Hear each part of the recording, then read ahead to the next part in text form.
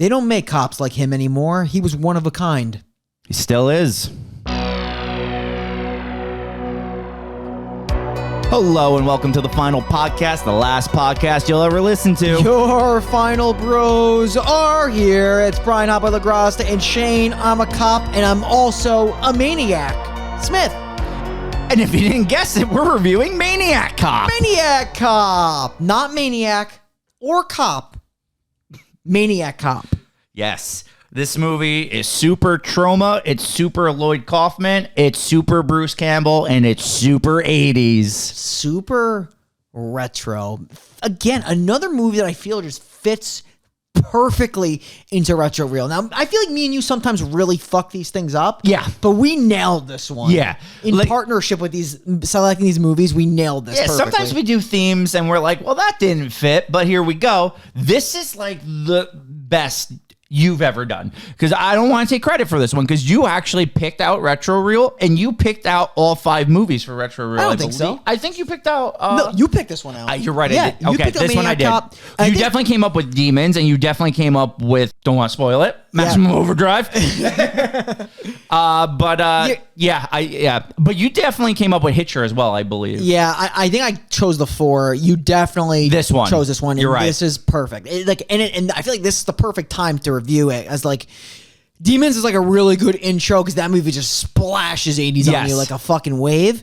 But this movie is just like the perfect 80s movie in an hour and 20 minutes. Like, it is everything. Mm-hmm. The action, the blood, the fast pace, the erotica, the Bruce Campbell. I was going to say, literally, we picked perfect, like, 80s. Having Tom Atkins, Bruce Campbell, Robert Tazar, like, that's so 80s. I feel like Tom Atkins, he's just himself again, except just minus the sleeping with someone.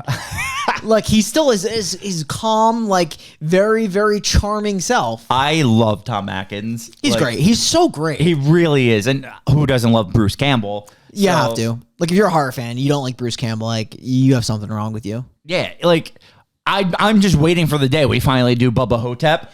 Incredible. Because the thing, it's not just Evil Dead with him. He literally has just a good horror reputation. Yeah. So, like, there's so much we could do with him. Like, he's just great. Like, yeah, he's good. That guy. What's his name? Oh, Frank Fate. No, it's not. Who's that? That's I can't think of his name off the top. Richard Roundtree. He's another guy. He's in so much stuff.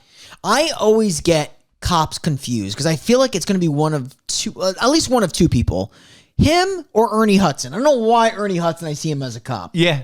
No, or Frankie Faison. Yeah, that's why I didn't want to mix him up, because so Richard Roundtree, for those who don't know, he was Shaft, the original Shaft, before who played the remake Shaft? Was it Sammy L maybe? But he's great. Like, I feel like I've seen him in so many different movies. This movie is just like, there's so much going on, and it actually has a plot I was very interested in. Oh, for sure. The plot is great, and I feel like there's a part of this movie where there's something I was not expecting, a certain death. Yes. And then, like, after that death, the continuity made sense and flowed very well. Yes, and I think I know exactly which one you're talking about, because I thought he was the actual, like, main character. Yeah. So, I mean, we could talk about so much here. We could talk about how Troma. Is this our second Troma movie we've talked about now? Have we not actually touched on a Troma movie? We might not have. We never did. We definitely didn't do Toxic, which I've always wanted to. We haven't done Thanksgiving yet. No, which we may never do. But maybe this is our first Troma, which is crazy, because I actually like a lot of their movies. So yeah, you know what? Let's finally get Troma into the spooky pit. Maniac Cop, released in 1988. There's a cop killing innocent people and blaming it indirectly on Puerto Ricans. This film was directed by William Lustig and stars Tom Atkins as Frank McRae, Bruce Campbell as Jack Forrest, Laureen Landon as Teresa Mallory, Richard Roundtree as Commissioner Pike, William Smith as Captain Ripley, and the great one, Robert Tadar as Matt Cordell. Incredible. So when you're thinking Maniac Cop, you're like, oh, I wonder who's going to play the Maniac Cop. And it's in the 80s. I should have just been like, oh, of course, Robert Zadar. Yeah. Like, it should have just came to me. Like, it is kind of like obvious that when I saw his name in the credit, like he was going to be the killer. But they do build it up at first that Bruce Campbell is the killer. Yeah. Even though Bruce Campbell's build is not Robert's at all. So anyone knows that, like, it wasn't him. They just kind of do it because they show his face in the shadows and there's a very prominent chin. So you're like, could it be Bruce Campbell's chin? Yeah. Nope. It's not. All right. So let's dive deep. This movie is going to open up with the first kill of the movie, right? It opens up right away. Yeah, isn't it like the girl like walking through the streets of New York City? Yes, and she's going to be stopped by a cop who's going to ask for her like ID and stuff, but then he pulls out this baton that is not a baton. It's a sword almost. Yeah, I mean, she's running from like two guys. Yeah. She's running from two guys that are randomly chasing her. And I literally love it because she approaches the cop who's in complete and total uniform. He looks like a cop at midnight. And she's like, basically like, can you help me, please? I'm getting chased by two Puerto Ricans. Yep. It's such a trauma line. It's such an 80s line. He's the maniac cop, so he's going to take out his baton blade, and he's going to chase her down, and he slices her throat, right? And the two Puerto Rican guys watch this unfold. Yeah. And they're like, oh, no, it's a maniac cop. It's funny because like when this scene like cuts and it goes to like the crime scene the next morning, like they showed the guys that are like talking to the police. Yeah. And you're like, how would you know these dudes are Puerto Ricans? Like, how would that even come to be? Yeah, it's pretty absurd. So the police are gonna look at the autopsy and they're gonna investigate, and then right away they know like someone is impersonating a police officer because of what was said. So now they think it's an inside job. They think it's an actual cop, not someone wearing a uniform that's going out and killing people. Yeah, so there was like reports of there being a cop. Yes. McCrae like is very much big on the cop idea. A cop is comforting. This person would go to a cop. This person trusted cop. I think he even mentioned like he like knew this person previously. Like it was a fun going lady, maybe veiled at some sexual maybe some sexual a little veil. Some sexual experiences with this woman, maybe not, I don't know. But he basically said they've had a nightcap before, and he knows her. It's all about having a good time, and she trusts cops. And with that, he seems to think that, of course, it would be a cop, and no one else is going to buy into his theory at all. No. It takes a while for them to buy into the theory. So now we're going to get to this couple. They're cruising. Are we in New York City? This is New York City. So we're cruising through New York City. And there's this couple driving, and they're going to get stopped at a red light. Yeah. When they get a knock on their window. Now, they're a little hesitant because they're smooching, they're drinking some beers. So they're doing some illegal activity. Not the smooching, but the drinking and driving. Yeah. And I mean, Mike Benanti would cause he would say like that kissing is illegal. Well, yeah. I mean, if anyone's going to judge how a dude kisses, it's Mike Benanti. He is the king of judging dude kisses. By the way, I don't know if you saw the medical examiner in the other scene. It was Mike Benanti with the mullet. Wow. I'm going to have to go back and look at that myself. Yeah, it's kind of crazy that Mike just makes his way into every movie because he looks like every person ever invented. Oh my God, that is Mike Benanti. That's Mike Benanti with a mullet. Yeah, it's crazy. Like if you watch this podcast, you've seen him on it plenty of times. Just watch this movie, compare it to Mike on like I don't know, any of the Leprechaun reviews. Same guy. Same guy. So let's go back to this man smooching. He's clearly eating her face. Yeah, he's eating her face. Mike would judge it, but now like he's gonna get batoned on the window from the cop. Yeah, and this cop, he's just slapping his baton. He's going to tell this guy to get out of the car. Now, I know from experience it's really scary when a cop asks you to get out of your car after you've been pulled over. But he's going to do what I did, and he's going to listen. He's going to comply. Yeah, he's an officer, you know what I mean?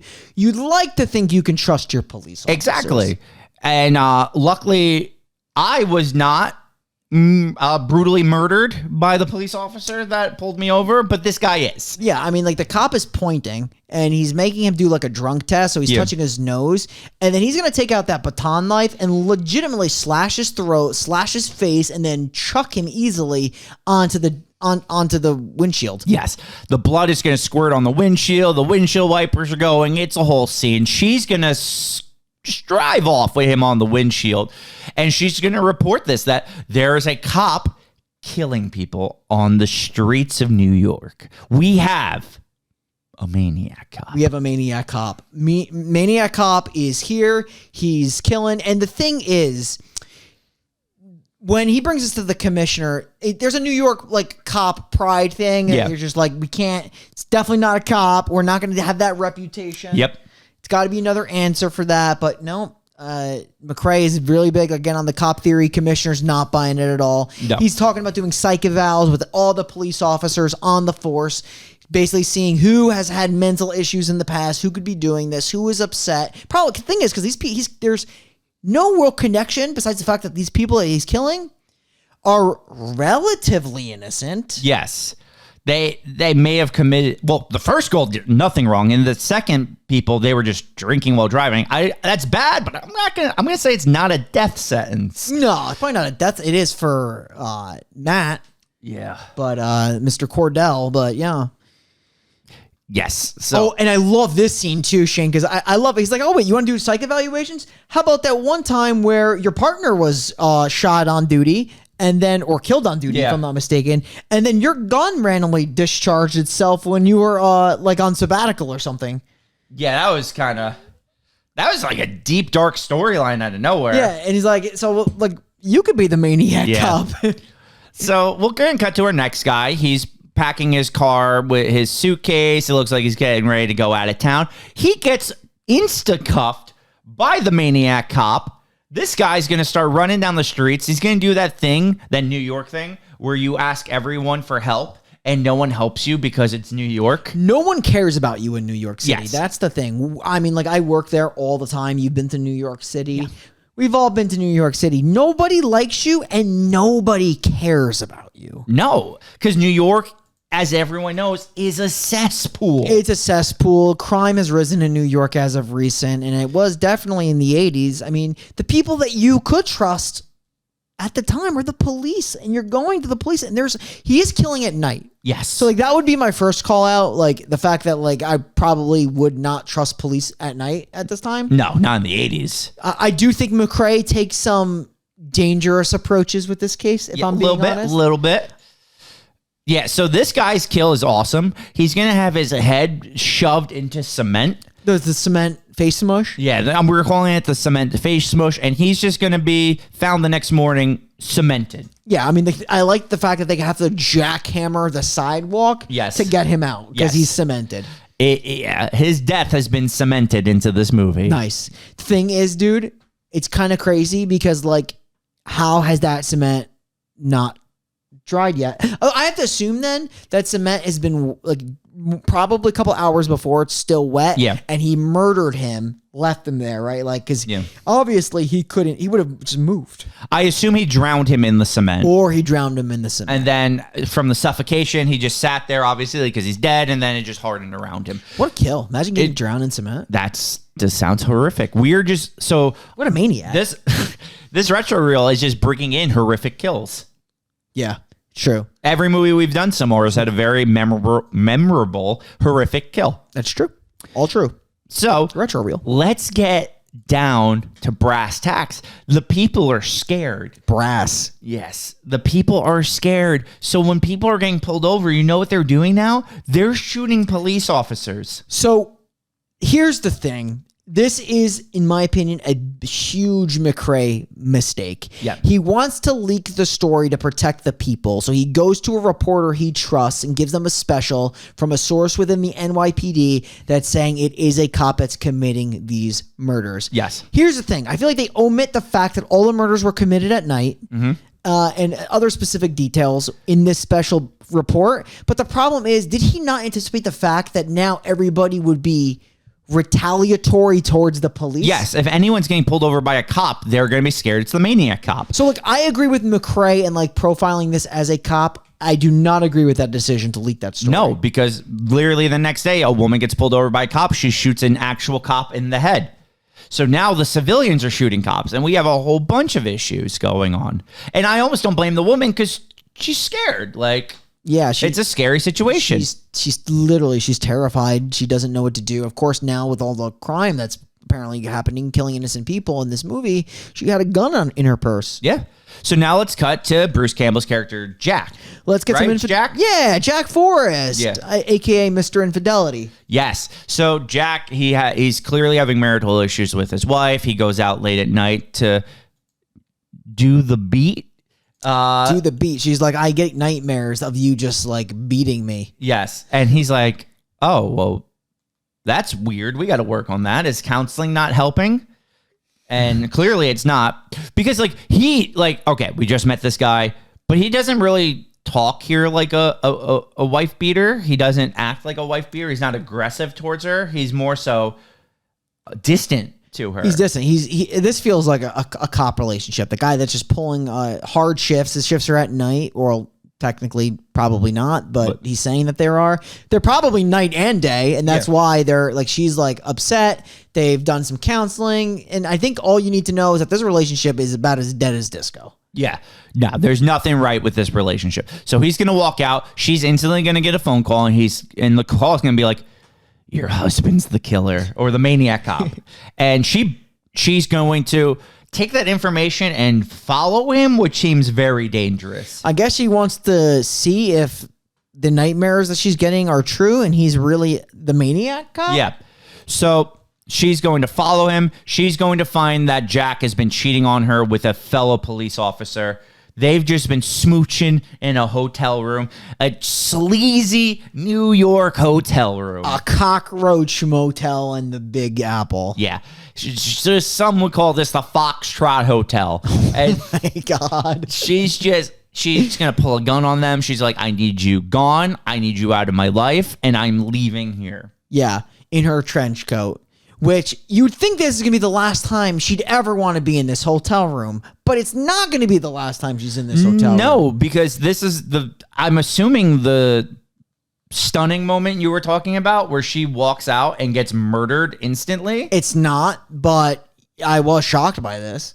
I thought she was going to play a bigger role, but that's why I thought when you said the death makes sense, because it makes sense for her to get killed here to make Jack look like the suspect throughout the rest of this movie. Yeah, I mean, well, that makes sense. She wasn't the death I was talking about in terms of interesting. In terms of like the way I like the story. I mean, I do like how they did this. Yeah. So basically now, like the maniac cop, you assume it just a quick pulls her into a vehicle. It seems very pre-planned. And Yeah.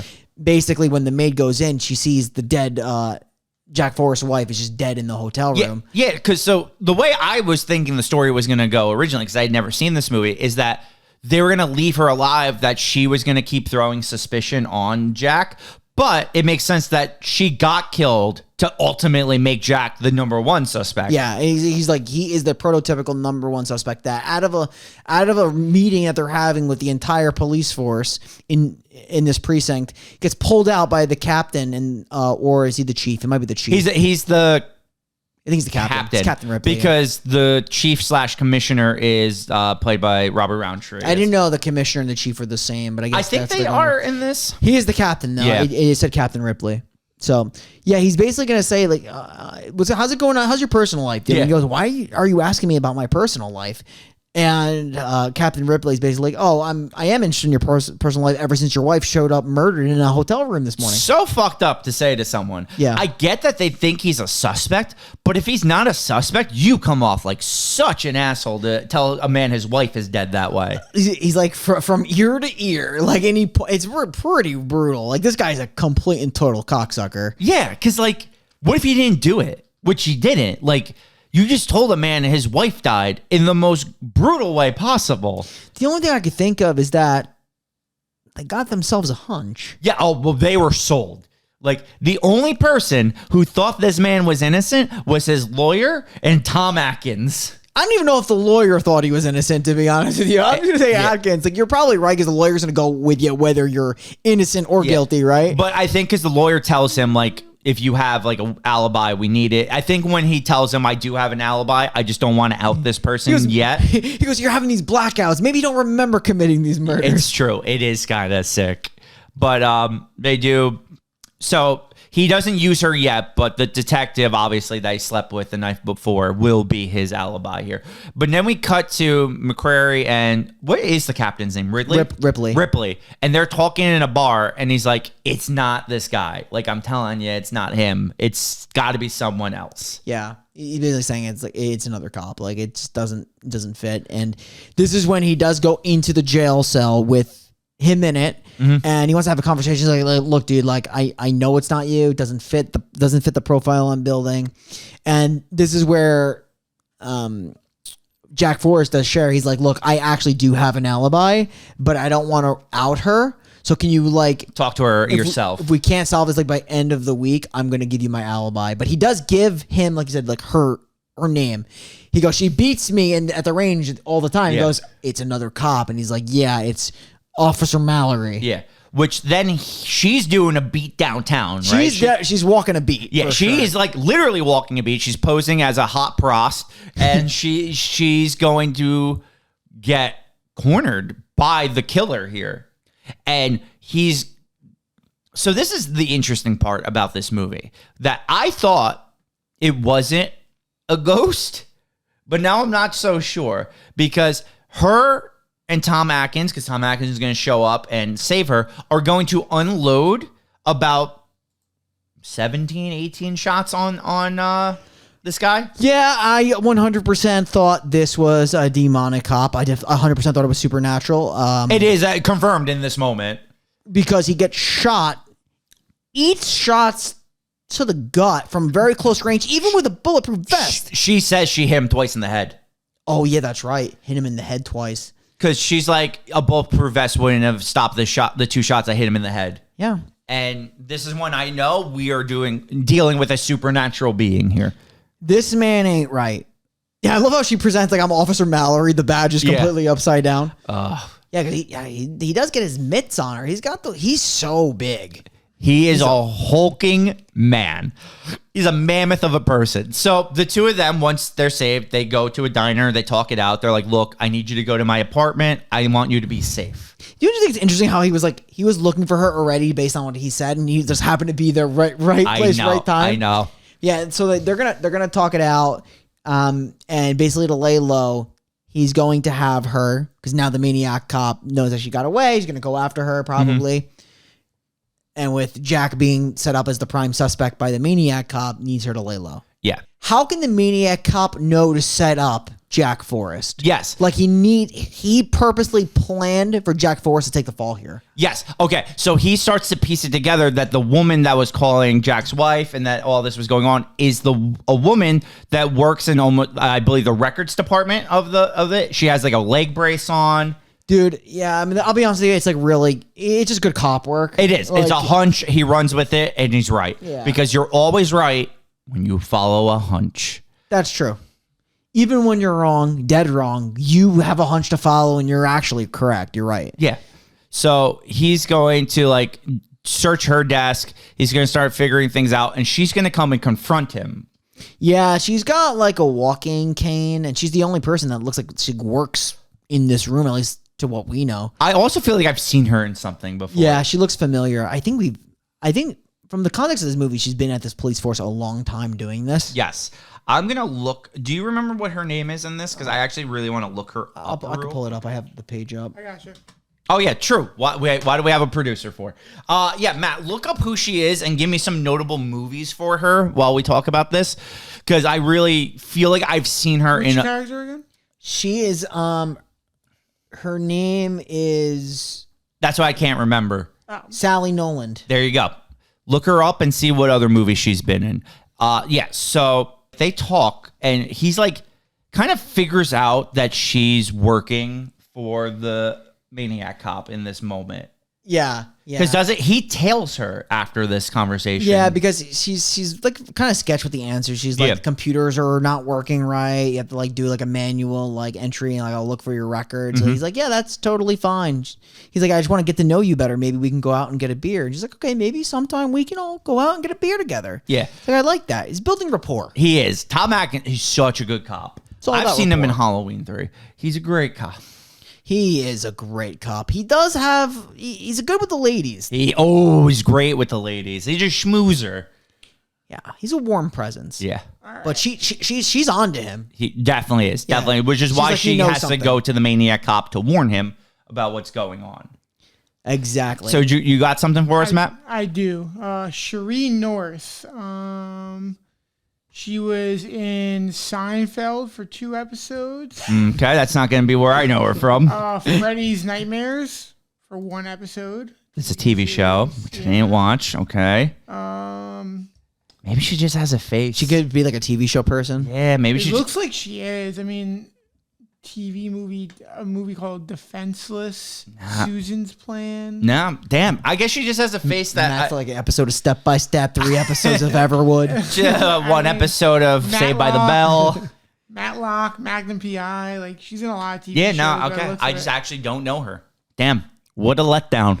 All right, well, he's going to follow her to the docks. I want to say this is an expert tail job. It's not. No, but because they pretty much suss out that they've been followed like instantly. it must just be the fact that he also knocked something over. That's a great job. That's a great But point. yeah, so she's like trench coat, cane, talking to maniac cop. She dresses him as Matt You do his name is what? Matt Cordell. Not Matt Carroll, the former Ole Miss quarterback. Good Which call is out. what I originally thought his name was, but it is Matt Cordell.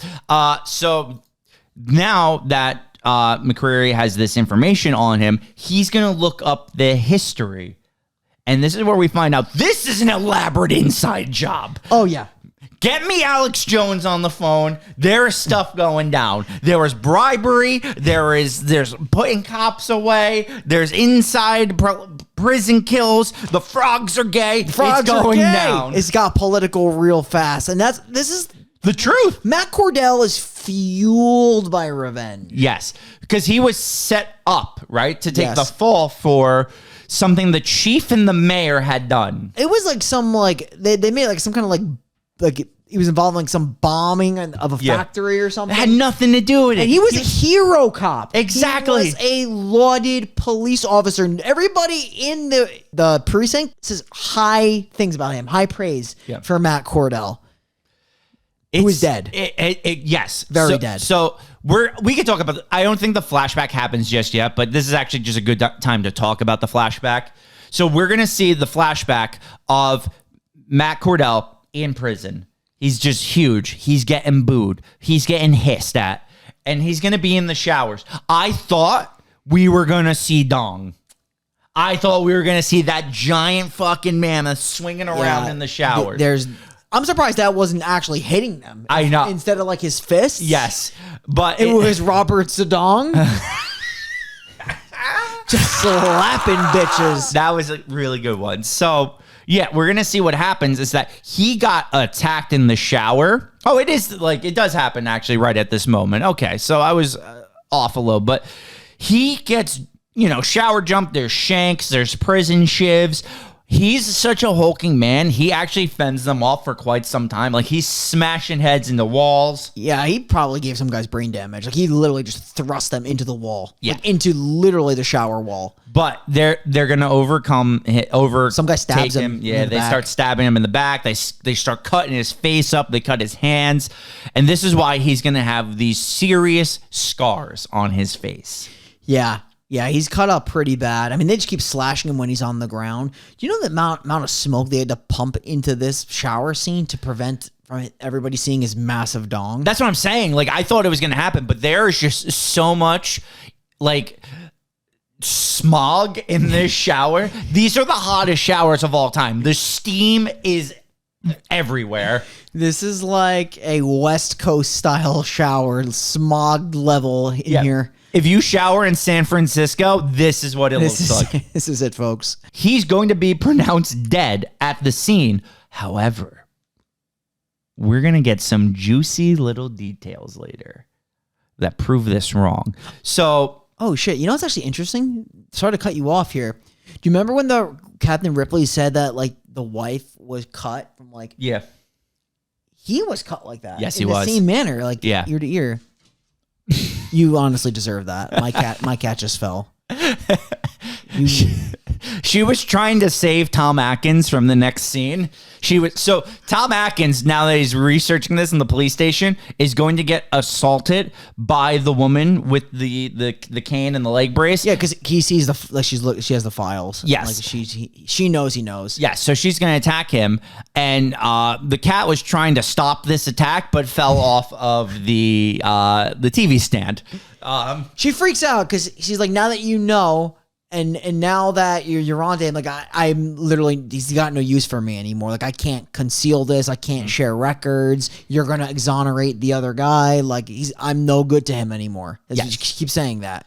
Now, what's crazy about this is Bruce Campbell's in a holding cell with the other woman cop. They're talking. They're finally getting to talk. Maniac Cop has made his way into the police station, and he has hitchered this place. Oh, for sure. Like, look, you got Jerry Seinfeld cop hanging from the rafters. You got it's a bloodbath. Yeah, there's just bodies hanging, bodies stabbed on the ground. Maniac Cop is killing everyone. And now Tom Atkins is going to do the hero thing and try to get the woman out because she thinks he'll kill her, which she was right, because Maniac Cop's going to pull her through a glass door and choke the life out of her. I mean, like his hands he's got some mitts on him. He really does. His mitts are so big when Tom Atkins goes to confront him. Tom Atkins is having a tussle with Maniac Cop. Yeah, it's not really a fair fight. Tom Atkins gets his ass completely and totally whooped. Yes.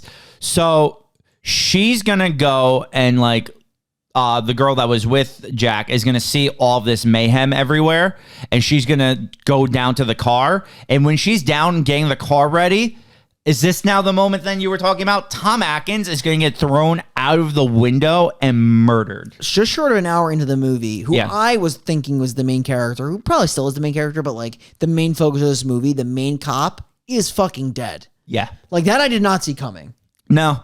Yeah, because now the movie's just Bruce Campbell, because Jack is going to have a gun. He's walking through. He's going to get confronted by another cop who's like, you did all this. You're under arrest. And then Bruce Campbell is going to be like, no, this wasn't me. I'm being set up for the 14th time. Yeah. Bruce Campbell, though, is going to be able to wrestle the gun away from him. He's going to leave the police station. 2 more cops are going to show up. And he's going to be like, just let me go. And they're like, you know what? He's like, get on the floor. It's funny because he says I didn't do it. He says he didn't do it, and then he leaves, and the cop's like, should we go after him? And he's like, dude, he said he didn't do it. I thought that was really funny too. Yeah. And so like the thing is like he's now on the lam. He could have taken the approach of like, I probably shouldn't do anything because now it really looks like I did it. But he doubled down on it. He's going all for it. McRae though is, and this would maybe help. I don't know if it help or hurt his kid. McRae is like, he's dead now. So now they're operating him escaping and McRae being dead, getting thrown out of like the top floor of the police precinct. But before he died, he did tell both of them, I believe it was both of them, that his next plans were to go to the coroner who pronounced him dead to see like how that process was handled. Yes. Because he's not dead. No. So that's what the two of them do. They go to the coroner and they're going to talk to him, and he's going to be like, yeah, he was dead, yada, yada, yada. They're like, look, we know the truth. We know he wasn't dead. We know something happened. So he's going to tell the story of how he was found alive, and he gave him over, right, to the woman with the leg brace, and she like nursed him to health. Yeah. Yeah. So like basically he found out that he was not 100% dead, but like what he considered legally dead. Yes. Because his brain was dead. So now he's like, he almost isn't a zombie. Yeah, he's literally a vegetable. Yeah, he's a functioning zombie who like bullets do not affect him anymore. Nothing affects him. Like literally like he's a killing machine, essentially. He's a revenge machine. He's literally fueled by revenge. I feel like revenge is his pulse right now. Yes. So they're going to go, terrible plan.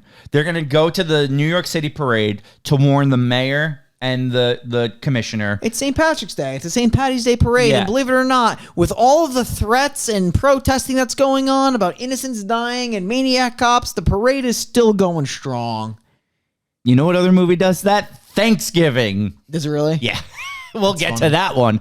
So they're going to go, like, she's going to go straight into the office and be like, look, your life is in danger.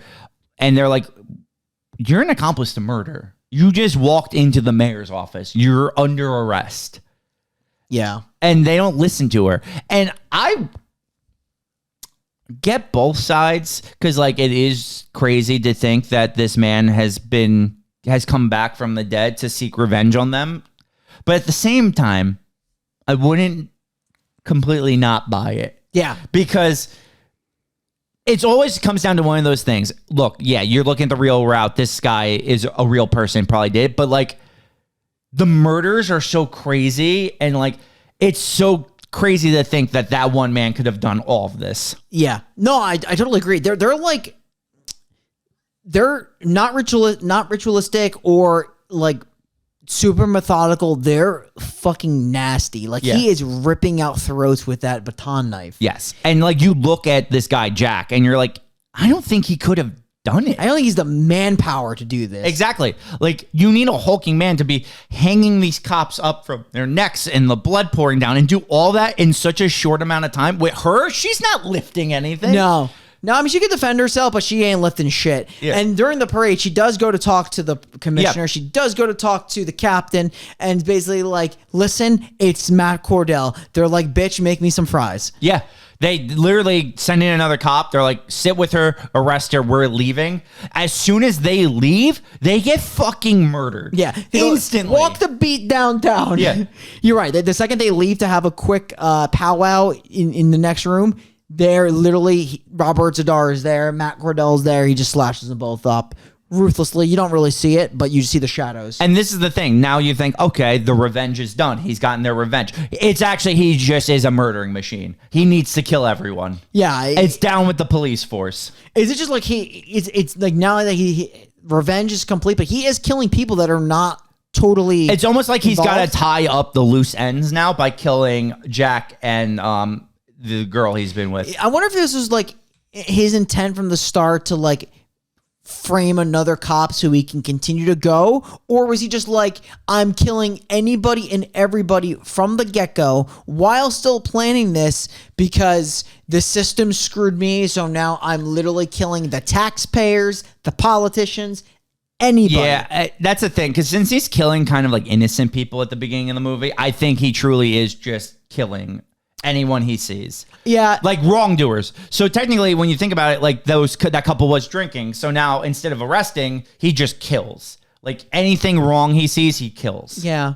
But he definitely was, there was a part of the intent to set up another cop. 100%. Yeah. 100%. So Jack is going to get thrown, he's going to get caught by the actual police and thrown into a police van, which is instantly, like I literally mean instantly, gets stolen by Maniac Cop, and Maniac Cop drives off with Jack in the back. And then Bruce Campbell does his Bruce Campbell slapstick routine where he's diving headfirst into the walls as it's turning and like... Literally incredible. I love when Bruce Campbell goes full slapstick with like his... Yeah, that's his thing, though. Yeah. I also love this scene because when he drives him to the dock, there is a man that has all the time in the world to get out of the way and gets fucking pummeled by this truck. Yeah. I mean, so like after that, though, it's pretty much like a straightaway in the paddy wagon through Pier 14 all the way to the dock. And then like, oh yeah, there's also, there's the scene too.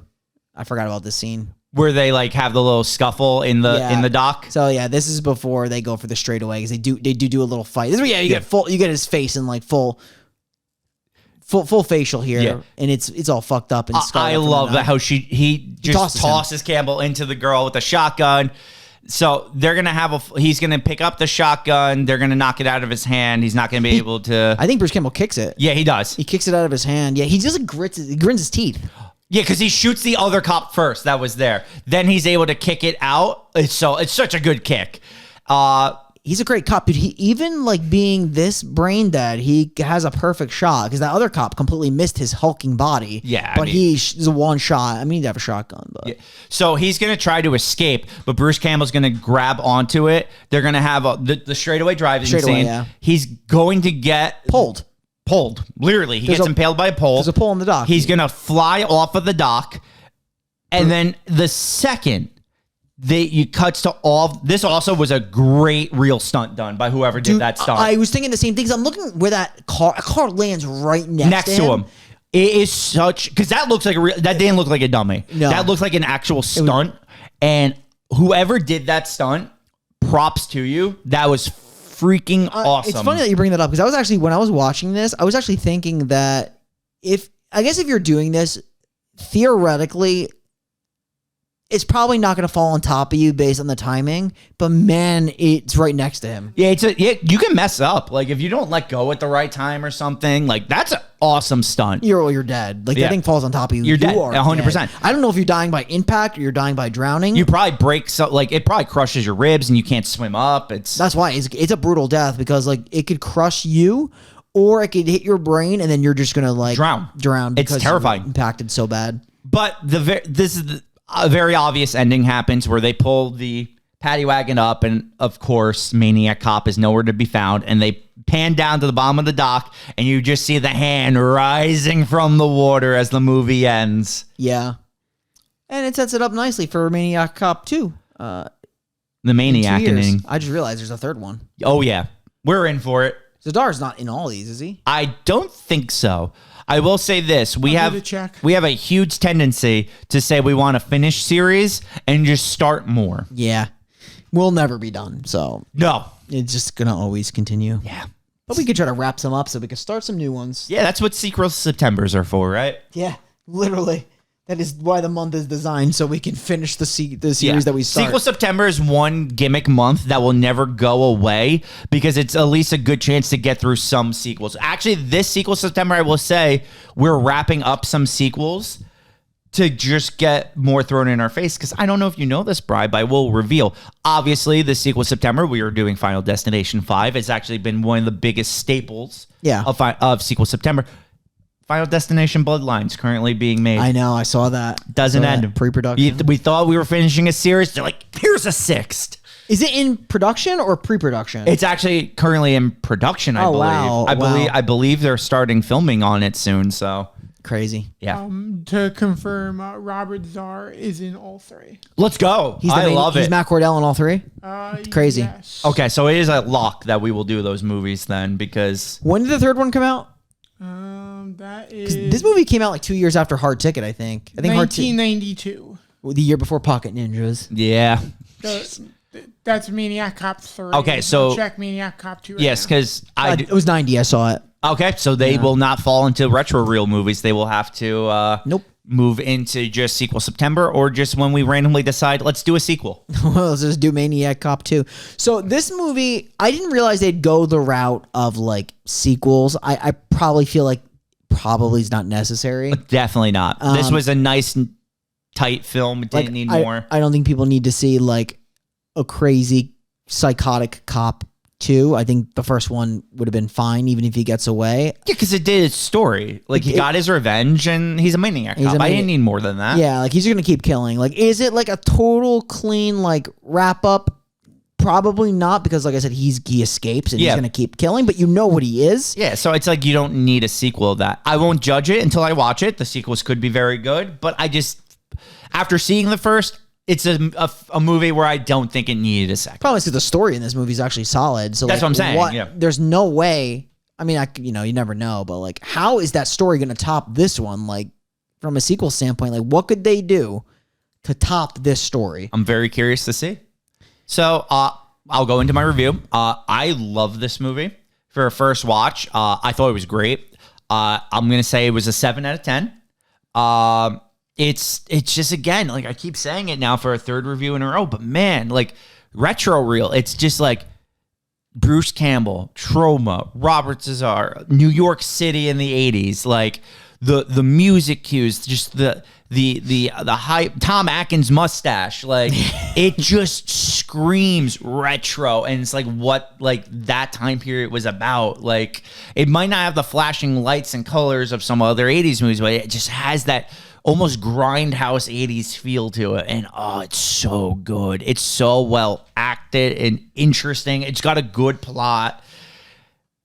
7 out of 10. I can't go higher than The Hitcher or tie it with The Hitcher, so I'm just going 1 point under. 7 out of 10. I'm riding with you out of 7 for Maniac Cop. I was almost kind of leaning even 8. I considered it. At one point, I was like leaning like soft 8 just because of the way the movie was going. Like I said, the movie to me like was really strong all the way. Mm-hmm. The ending made sense to me, but I think like that's where my least favorite part of the movie was. I feel like they probably could have wrapped it up a little bit tighter. Yep. I don't know if they were planning for the sequel.